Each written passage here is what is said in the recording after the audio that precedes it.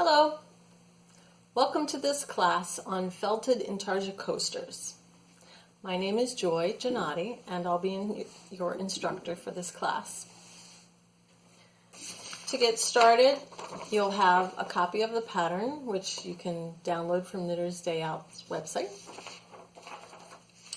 And you will need 3 colors of yarn, small amounts. It says 50 grams each in the pattern, but this is really a stash buster project, and that would be like the maximum amount that you would need.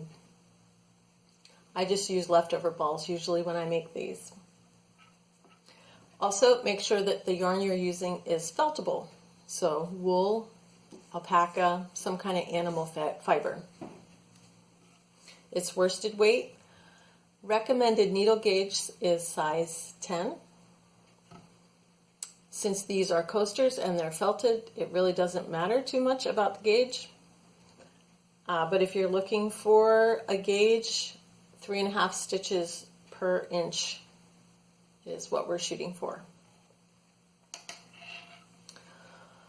All right, so the coasters that we're going to make are going to look like this.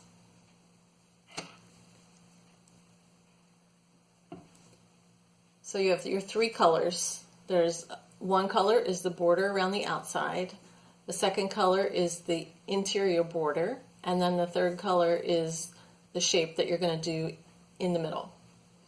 In the pattern there are options for a square, a heart, a diamond, and a cross, although this cross looks kind of like a diamond. We're going to do the square for the sake of simplicity in this class. It's the easiest one to do. Before you get started, you need to measure out the yarn that you're going to use. So you're going to need, for in this example, the dark color around the edge.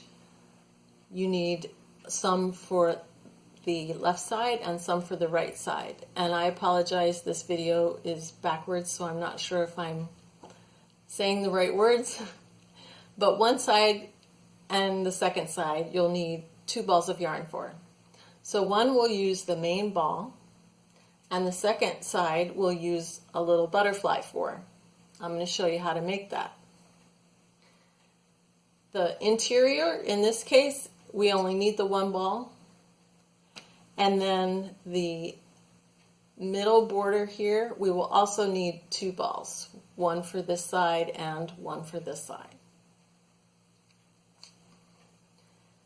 The pattern suggests that you use 3 yards worth for your second ball.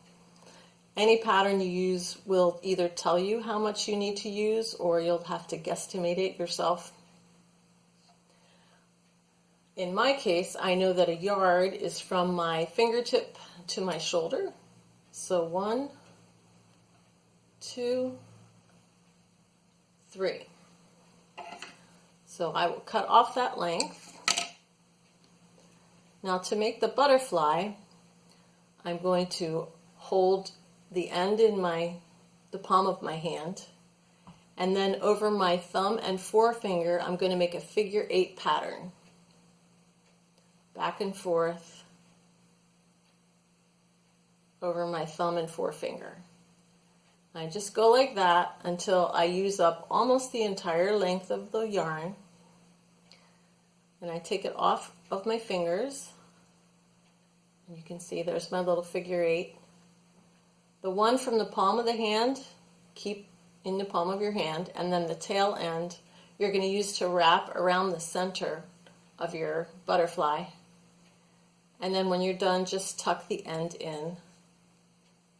So now you have a little butterfly that you can use, and then every time you need more yarn, you just give a little tug and it comes out of the center.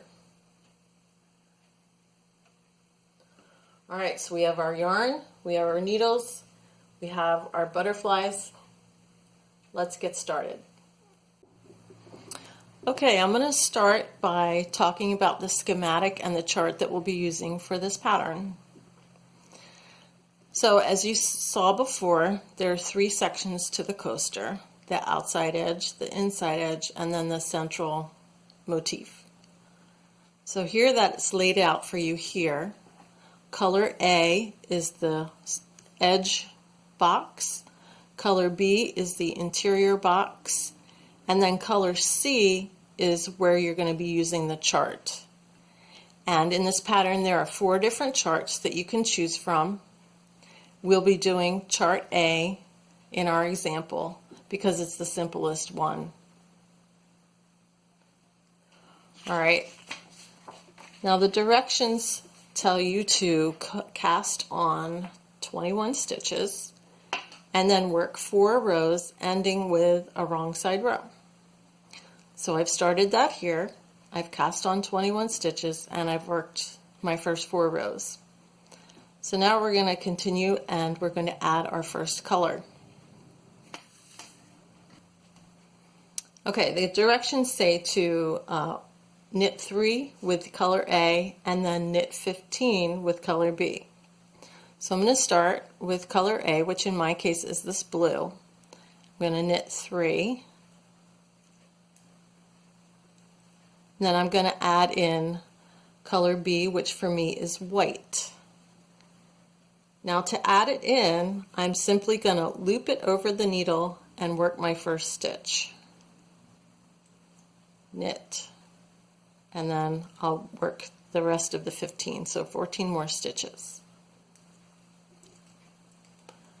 Now notice I've just left the tail dangling, and that's what I'm going to do until I'm ready to weave in my ends at the end. I'm just going to let it dangle the whole time. If it makes you nervous letting it dangle, you could maybe give it a twist, but it doesn't really need it at this point. So 2, 4, 6, 7, 8, 9, 10, 1, 2, 3, 4, 5. Now, here's where the big Intarsia starts, so to speak. We have the 1 ball of blue attached at the beginning with the first 3 stitches. And now we're going to attach the second, the butterfly, to the end with the last 3 stitches. So here I have my butterfly. I'm going to pull out a length of yarn from it, and I'm going to add it the same way I did the white. Just loop it over and knit the first stitch and then knit to the end. So there I have my first section. Now the next row will be identical to the first row. I'm going to purl 3 blue, purl 3 white, and then purl 3 blue again. You begin as normal, like you would do any other row. Purl 3 blue. Now comes the tricky part.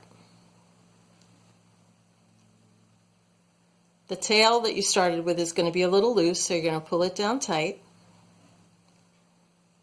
And you're going to bring up the white, the second color, from underneath of the blue before you purl the next stitch. So I have, in this case, I have both blue stitches wrapped with the white stitch. And that's what closes the hole between the 2 colors. You'll see it again at the other end. We'll purl across.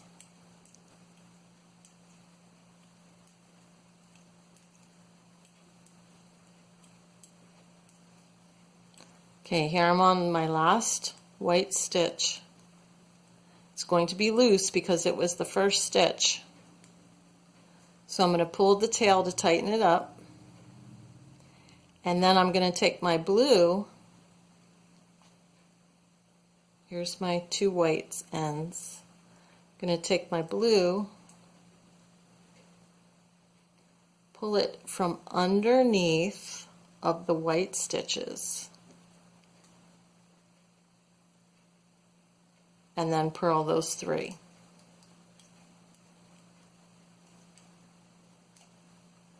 Okay, so now looking at the back. You have the first three on the right. You have the white from underneath trapping the blue stitches there, so there's no hole. You come across the white, and then you have the blue stitch trapping the two whites hanging there, so there's no hole on that side. Okay, so now we're going to repeat this 2 more times, so it'll be a total of 6 rows with the white. So let's do it one more time so you can watch how we pull up the back color. Oh, and since we're starting the row, what I normally do is at the end of the second row, so I'll knit down and purl back, and then before I start the next knit row, I will untangle my yarns. One thing about Intarsia is that you will get your yarns tangled, and there's not much you can do about it except for untangle them. So I like to start every knit row with a fresh untangling. Oops. All right, that's pretty good. Okay, here we go. Knit 3 blue,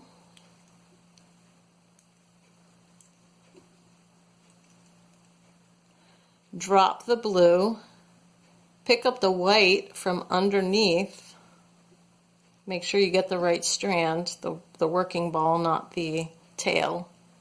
So, see, I have my white strand coming from under my blue strand, and then knit across.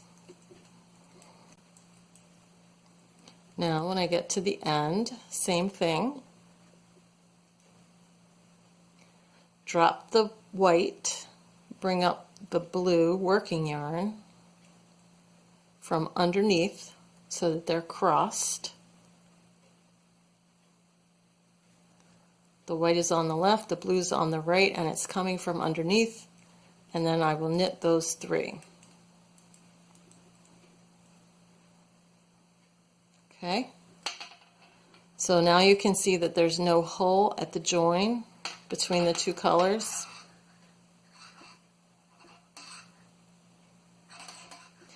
And then you continue like that for 3 more rows until we get to the chart. Alright, here I am. I finished the 6 rows of the white, and we're going to add in the 3rd color on this row. We'll start as before. Knit 3 blue stitches,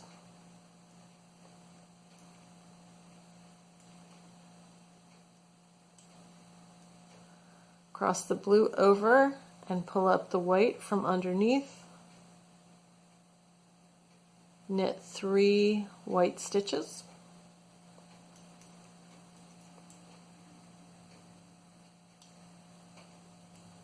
and then here is where we're going to add in the 3rd color.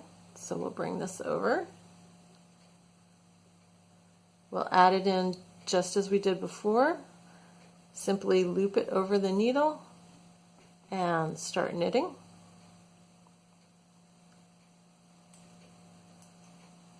Three, 4,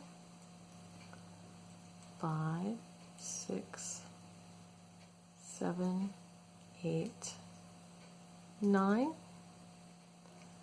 Okay, now I need the white again, and of course this white is all the way over on the right hand side, so now I need to join my 2nd white butterfly here. We'll add it the same way, loop it over the needle, knit 3,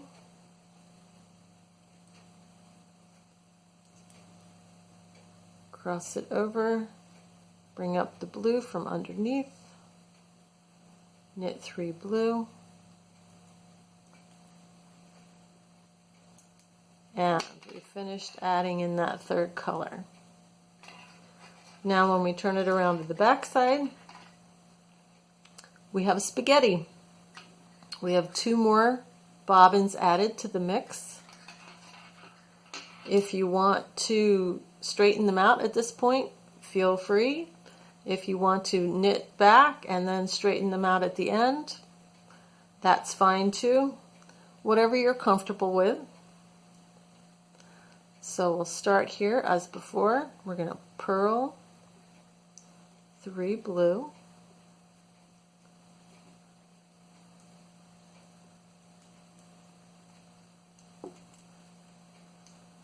cross the blue over, from underneath pick up the white, purl 3 white. This one is going to be loose because we just added the new strand. So cross that over, pull the loose stitch tight underneath, here it is, pull it tight, then pull up the new color from underneath, make sure you're grabbing both of those strands, and purl back the 9 stitches of the new color, which in my case is this dark pink color.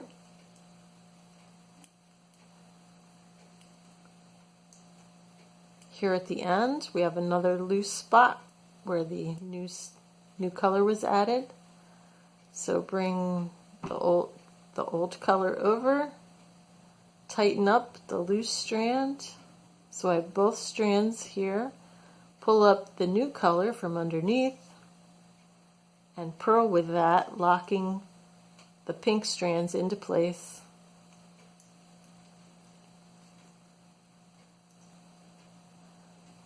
Old color over, new color up from the bottom, crossed, and purl with the new color, locking the old color into place.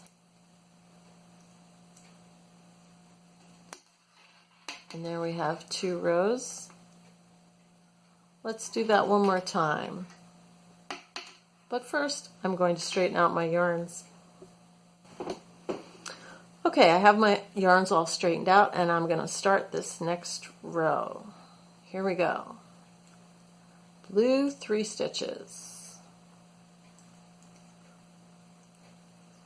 Cross the blue over, pick up the white from underneath, knit 3 white. Cross the white over, pull up the pink from underneath, knit 9 pink,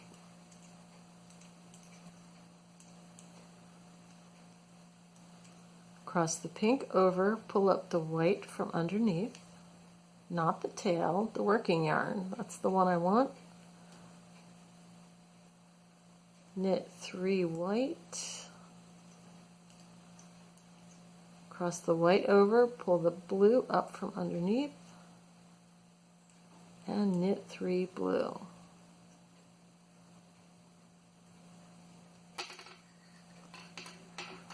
There we go. Now you continue on as set for 7 more rows, and then we'll be done with the pink. Before moving on, I'd like to share with you a few tips regarding working with Intarsia. One is, if you can, it's better to turn the work forward and back and forward and back instead of working and turning and working and turning in the same direction every time, because that's what twists the yarns. If you can work down and back and then go the opposite way instead of turning the same direction every time, it keeps the yarns from getting as tangled as they might otherwise get. Another tip is to keep your bobbins as short as possible. The shorter they are, the less room you have for tangling. Also, when I work with my yarn, I will tension it around one of my fingers when I'm working, like this or like this. However, when you're working with a bobbin, the weight of the bobbin will put tension on the yarn. So you don't really need to tension it around your finger, and sometimes it can then make the tension too tight. And that you just learn by doing. You can feel whether it's you can feel it. You could also see if your stitches are getting too tight. So that's something you get with practice. And then the last little tip I have here is that if you're using a circular needle like I am, and you're getting ready to start a new row, bring the other end of the needle underneath all of the yarns. And that way, all of your yarns are accessible to you here on top. If you bring the needle over top and start working this way, and then you go to pick up a yarn, it's caught in the cable of your needle. So there's just a couple of tips, and you can try them. Not everything works for everyone, so don't worry. Whatever works for you is the best. So moving on, I've finished the pink portion, and now I'm going to go back to knitting white all the way across the top. So I will show that to you. Here we go, starting with the blue again. Okay, knit 3 blue, yarn over to the left, bring the new yarn up from the right underneath so they're crossed, work, and then when you come to the pink, you just keep on working straight across. And here you come to the next white piece. Now if you really wanted to, you could continue that in Intarsia by crossing the two and bringing up the new piece. But I'm just going to keep working right across the white piece, so now I will only have one white yarn strand instead of two. And then cross to the left, bring up the blue, and knit across.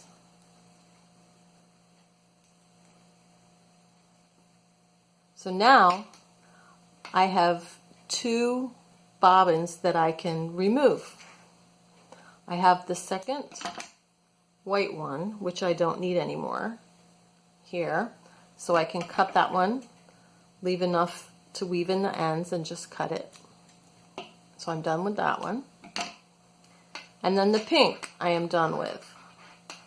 So pull off enough to weave in the end and cut it. And I'm done with the pink. So now I'm just left with 2 blues and 1 white. So I will continue as before, working so I have 5 more rows, or a total of 6 white rows, before I'm ready to go back to all blue.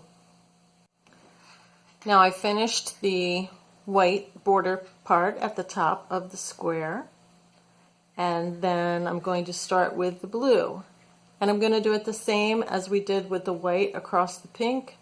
I'll just knit with the blue all the way across, and then I will cut off the second blue and the white, so I'll be left with only 1 yarn left, just the solid blue. Now that you're all finished the knitting, comes everyone's favorite part, weaving in the ends. The main thing to remember with weaving in ends in Intarsia is that if there are any holes, you want to close them. So for example, here at the end of the pink portion, there's a little hole right there. So we want to close that. And you can see how the pink yarn goes around and around, kind of like a purl bump almost on the side going up. So you want to keep that if you want to make it nice and tidy and look good. So take it up and down like that. So that finishes the border around and it closes the hole. And then you would continue weaving in your ends as you would any other.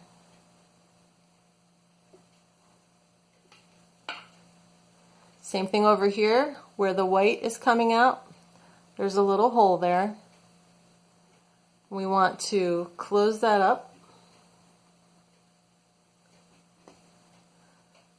In this case, it's coming the same direction, just on the other side. So I'll bring it here.